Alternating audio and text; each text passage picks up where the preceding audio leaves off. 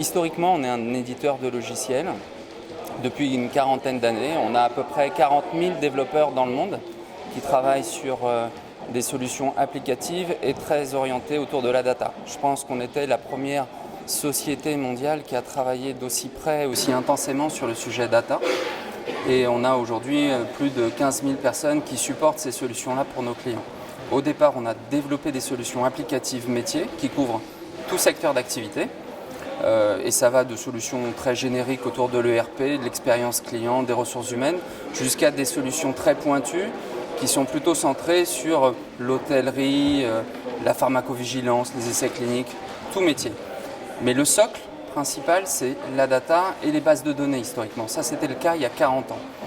Depuis, il y a eu énormément d'évolutions, et une évolution qui est exponentielle autour de la data, qui a fait que la position d'Oracle a dû évoluer. Il a fallu apporter beaucoup plus d'élasticité, on va dire, de matière autour de la data pour que nos clients arrivent à l'exploiter de la meilleure manière possible. Notre rôle à nous et ce qu'on va apporter demain pour les acteurs de l'aéronautique, c'est de l'intelligence artificielle qu'on a mis autour de notre savoir-faire, c'est-à-dire la data. Et je le rappelle encore, on a environ 40 000 développeurs qui travaillent sur ce sujet-là. C'est une force de frappe exceptionnelle qu'on a depuis maintenant quelques années. Donc on a un patrimoine et une expérience autour de la data, je pense, unique sur le marché mondial.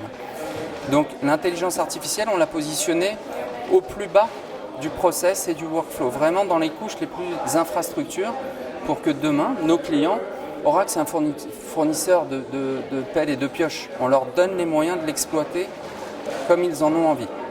Donc, on met de l'intelligence pour que tout soit automatisé, que ça soit beaucoup plus sécure.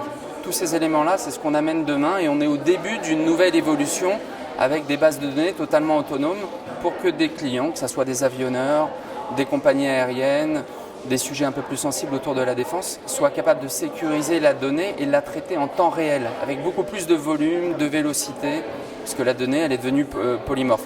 C'est-à-dire qu'elle va s'intéresser à la conception, elle va s'intéresser à l'acheminement, elle va s'intéresser au client final, à la manière dont on doit le rendre satisfait. Et tout ça, finalement, c'est une boucle ou un circuit ADN où tout est interconnecté. La satisfaction client, elle passe peut-être par un client qui va choisir le vol en particulier, qui est le plus vert ou le plus propre, même si ça lui oblige à faire finalement une horaire qui ne lui convient pas.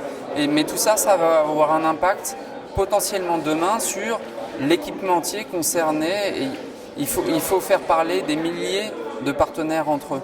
Donc, c'est que par la circulation de la data qu'on va être capable de faire autre chose. On parle beaucoup de data ownership, de la propriété de la donnée. En fait, elle doit être partagée, mais chacun va vouloir maîtriser son savoir-faire autour de la donnée. C'est un énorme enjeu de service que tout le monde doit adresser.